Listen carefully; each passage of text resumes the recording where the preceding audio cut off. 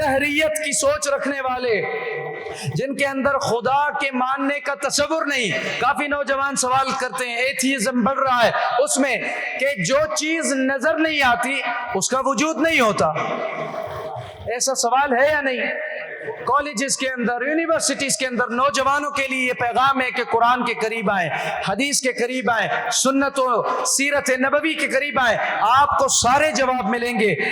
اگر جو چیز نظر نہ آئے اس کا وجود نہیں ہے. صحیح. میں اس حدیث ثقلین سے آپ کو ایک دلیل کی طرف لے جاتا ہوں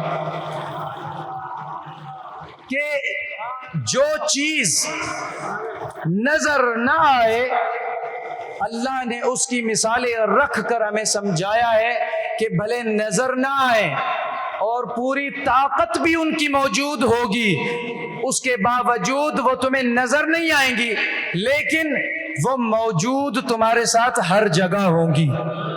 اس کی مثال، کیونکہ ثقلین وزنی کو کہتے ہیں، تو ثقل عربی میں اسے جاذبیت کہتے ہیں، اردو میں اسے ثقل کہتے ہیں، یعنی کشش، گریوٹی. گریوٹی جو ہے وہ اسپیس میں موجود نہیں ہے، خلا میں نہیں ہے. اس ارض پر، زمین ارض پر خدا نے اس کو، گریوٹی کو ہر جگہ پھیلا دیا ہے. یہ کیا ہے کہ مثلا میں آپ کو مثال دیتا ہوں کہ یہ بوتل ہے، اگر میں اسے پھینکتا ہوں، آپ سب کی توجہ ہے، اگر اس بوتل کو ادھر سے چھوڑا جائے تو یہ بوتل اوپر جاتی یا دائیں بائیں جائے گی یا یہ نیچے آئے گی؟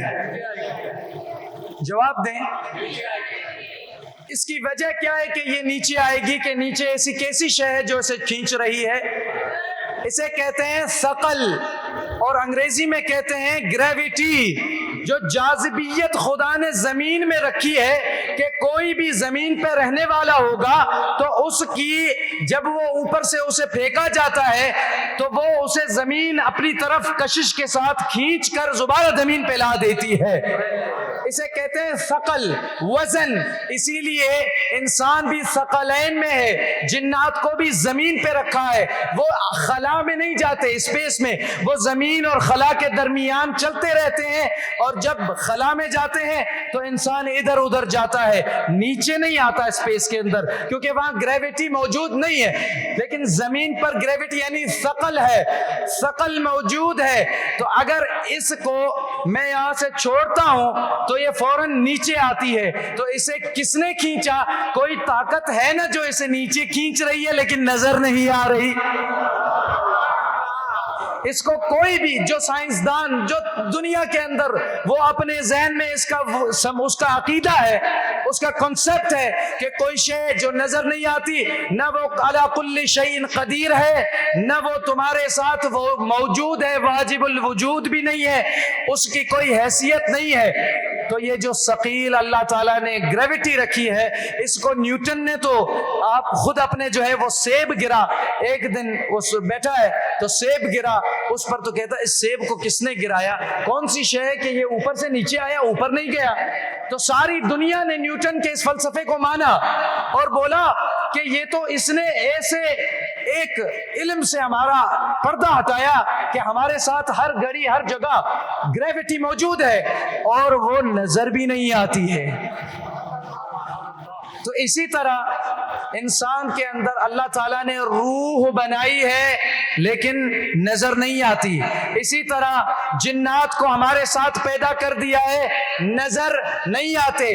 حتیٰ کہ سائنسدانوں کا اس پہ اتفاق ہے، جو یہ لائٹ ہے، روشنی ہے، اس روشنی کی اپنی کوئی صورت نہیں ہے، روشنی کی اپنی کوئی صورت و شکل نہیں ہے. جتنی بھی روشنیاں ہیں، میں آپ کو ایک پریکٹیکل دیتا ہوں کہ ہمارے دارالعلوم اور مدارس جو ہیں ان کو پریکٹیکل ہمیشہ دینا چاہیے، یہ جدت کی ضرورت ہے.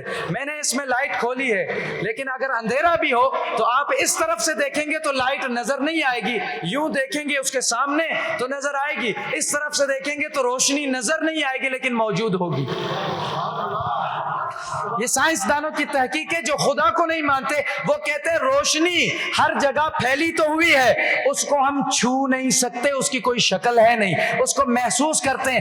ارے عقل کے سیدھے, یہی تو قرآن نے سمجھایا کہ خدا اللہ نور السماوات والارض,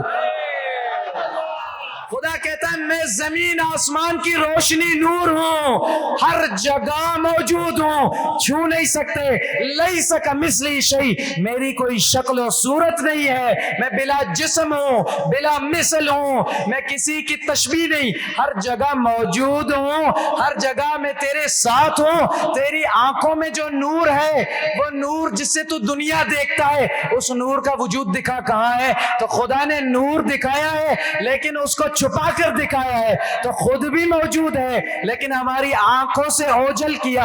اس میں بھی اس کی ربوبیت کا انکار نہیں ہے, اس کی خدائی کی خصوصیت کے محبوب کو ہی دکھانا تھا. ورنہ حشر میں تو سب سے وعدہ ہے کہ جنت میں سب خدا کو دیکھیں گے, یہ صرف دنیا کا پردہ ہے. تو فکر کریں, گریویٹی وہ بھی ہے لیکن نظر نہیں آتی. آکسیجن آپ لیتے ہیں, سانس لیتے ہیں, اس کا وجود دکھاؤ, اس کی کوئی شکل دکھاؤ, اس کی کوئی صورت دکھاؤ. ہر گھڑی تیرا روح اور سانس چلی اس سانس اور آکسیجن کے ساتھ رہا ہے, لیکن اس کا وجود خدا نے مخفی کر کے تجھے دلیل دی ہے. اسی لیے قرآن میں ہر جگہ آیا کہ افلا یتفکرون, افلا یتدبرون, افلا یعقلون, کہ تم عقل کیوں نہیں کرتے, فکر کیوں نہیں کرتے. لآیات لأولی الالباب, جن کے پاس عقل ہے وہ عقل سے یہ نشانیوں میں غور کریں, ان کو دلیل اور جواب ملیں گے.